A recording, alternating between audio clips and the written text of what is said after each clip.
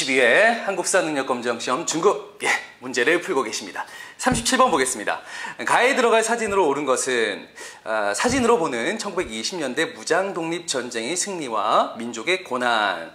자, 봉오동 전투를 이끈 홍범도 장군, 청산리 대첩의 주역 북로군정서군, 그리고 네모칸이 있네요. 예, 빈칸입니다. 그 이후에 자유시 참변이 일어난 스보보드니. 여러분들은 가에 들어갈, 빈칸에 들어갈, 내용을 여러분들이 보기에서 찾으시면 되는 문제입니다. 자, 여러분들이요, 이 문제는 되게 쉽게 풀이할 수가 있습니다. 1920년대 항일 무장투쟁의 어떤 그런 흐름을 파악하고 계신다면은, 여러분들이 또 쉽게 또 이렇게 풀 수 있겠죠.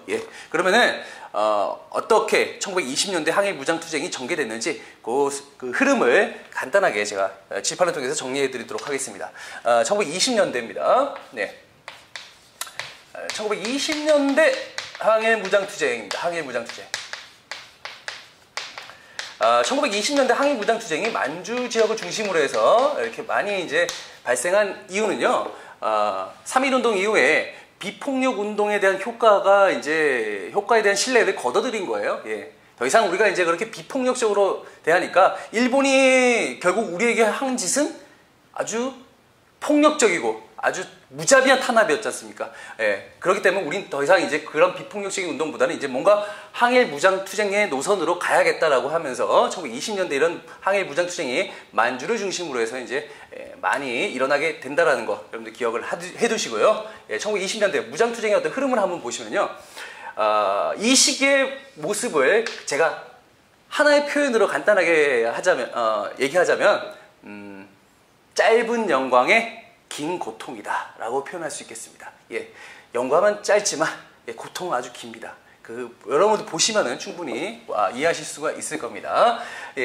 1920년대 항일 무장투쟁에서 가장 여러분들 봐도 처음에 이제 일본 일제 군대를 대상으로 해서 가장 큰 승리를 거뒀던 봉오동 전투가 있습니다. 봉오동 전투. 대한독립군단을 이끌었던 홍범도 장군을 주축으로 해서 일제를 이렇게 격파했던 대표적인 전투, 봉오동 전투가 있습니다. 일본군은 이제 봉오동으로 유인해가지고 이제 초전 박살을 내버린 거죠. 자, 일본이 여기에서 이제 한번 당했습니다. 당하니까 이대로 그냥 두고 볼 수 없다.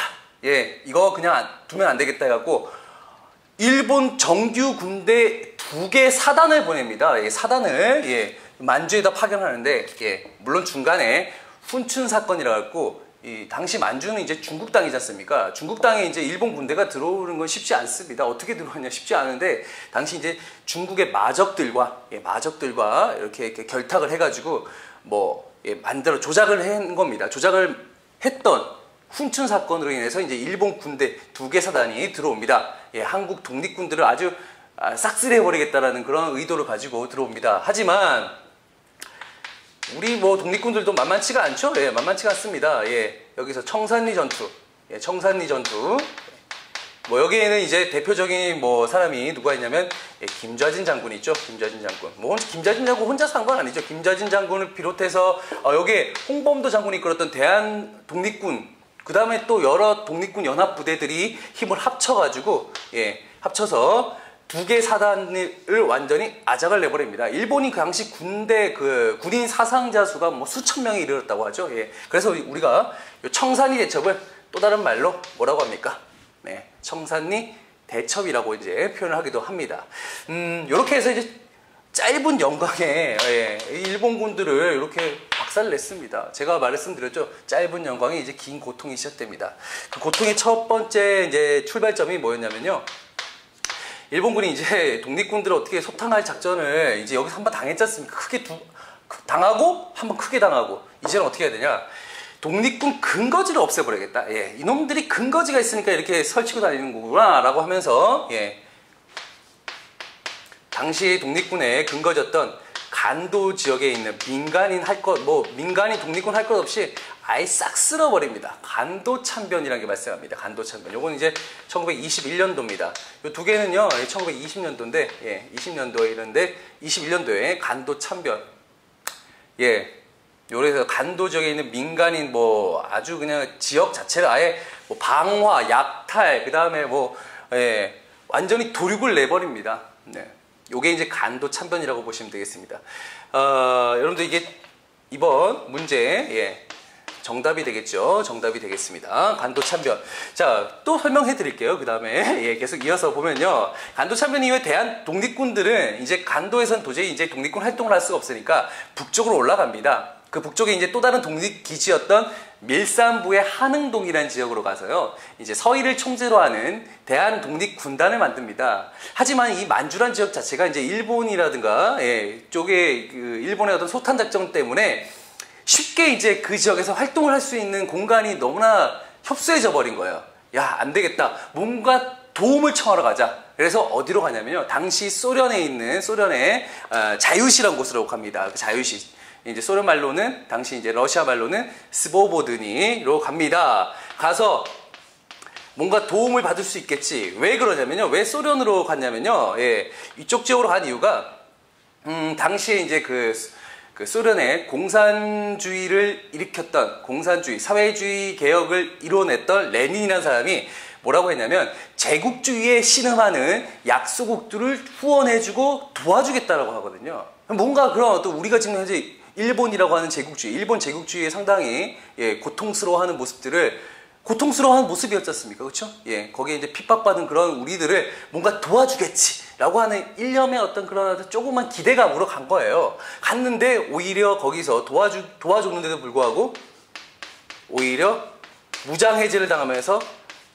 예, 상당한 많은 수의 또 독립군들이 또 죽었습니다. 이게 바로 자유시 참변이라는 거죠. 자유시 참변. 예, 이게 1922년도에 있었던 일입니다. 자유시 참변. 네.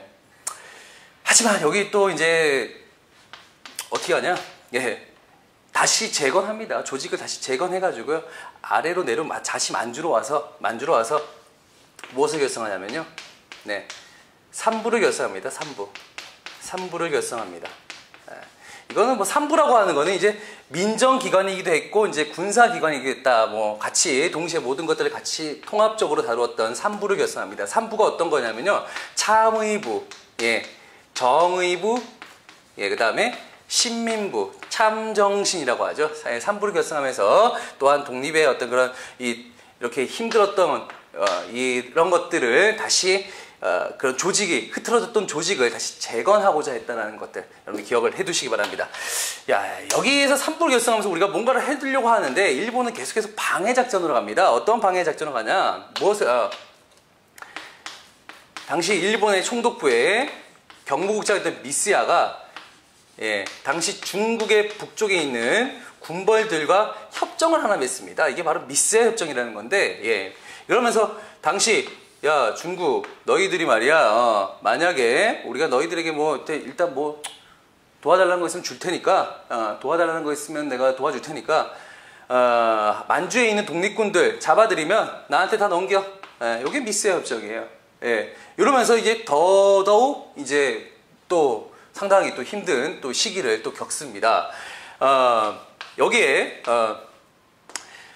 한반도에서는 당시 한반도에서는, 예, 그 신간회가 결성이 되지 않습니까? 그렇죠? 예, 사회주의와 민족주의의 어떤 결합체였던 신간회라고 하는 단체가 만들어지면서 그런 어떤 민족 유일당, 하나로 통합해야 된다는 민족 유일당 운동이 만주에도 불어옵니다. 불어오면서 두 개로 하나로 통합이 돼야 되는데 그렇게 되지 못하고요. 예, 그렇게 되지 못하고 두 개로 나누어져서 통합운동이 또 일어나죠. 국민부와 또 혁신의회가 또 만들어지는 과정까지 여러분들이 1920년대 항일 무장투쟁의 어떤 흐름을 여러분들이 이렇게 기본적으로 파악하시면 됩니다.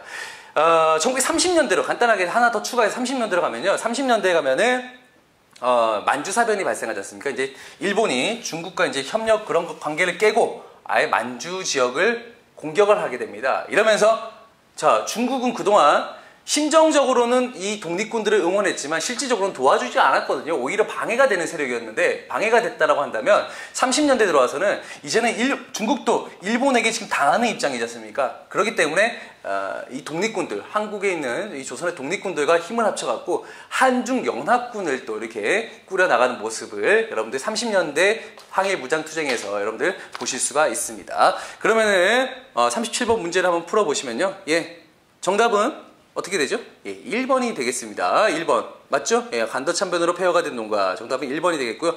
2번 남한대 토벌 작전으로 체포된 의병장. 이거는요. 남한대 토벌 작전은 옛날에 의병 운동을 완전히 뿌리 뽑겠다 그래가지고 1909년도쯤에 예, 일본이 예, 뭐 한반도를 빗자루 쓸어 내려가듯이 이렇게 했던 그게 바로 남한대 토벌 작전입니다. 그 다음에 3번 징병령에 의해 끌려가는 청년. 요거는 1930년대 민족말살 통치 시기 때의 모습이죠. 4번 중앙아시아로 강제 이주당한 동포. 요거는 1937년도 연해주에 있는 동포들이 네, 당시 소련의 독재자였던 스탈린이라는 사람에 의해서 이 사람이 이제 연해주에 있는 우리 동포들을 한국과 일본인을 구별하기 힘들다는 이유만으로 왜? 당시에 이제 일본과 전쟁을 또 할지도 모르겠다는 생각을 가졌던 거죠. 그래서 연해주에 있던 한국인, 조선인들을 어디로? 예, 중앙아시아, 지금의 이제 카자흐스탄이라든가 우즈베키스탄 같은 그런 중앙아시아로 강제 이주시켰던 겁니다. 이거랑 관련이 없습니다. 5번은요, 백오인 사건으로 끌려가는 독립운동가. 이건 신민회와 관련이 있다고 보시면 되겠습니다. 자, 그래서 37번의 정답은요, 예, 1번이 되겠습니다.